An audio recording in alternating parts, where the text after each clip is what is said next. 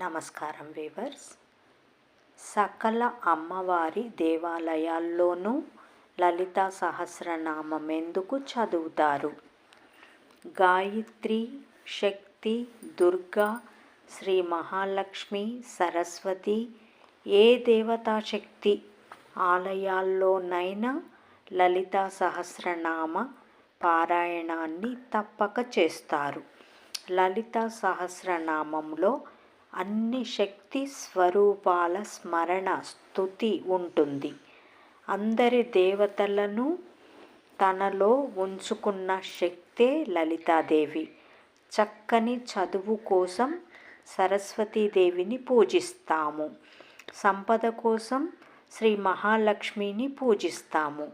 అలాగే శక్తి కోసం దుర్గాదేవిని పూజిస్తాము. వరదేవత స్వరూపమైన లలితా సహస్రనామం చదివితే అమ్మవార్లందరినీ స్తుతించినట్లే. ఎటువంటి కోరికైనా లలితా సహస్రనామ పఠనం ద్వారా సిద్ధిస్తాయి. ఆహారం విషయములోనూ వ్యవహారం విషయములోనూ మనిషి ఎలాంటి మొహమాటము పెట్టుకోకూడదు.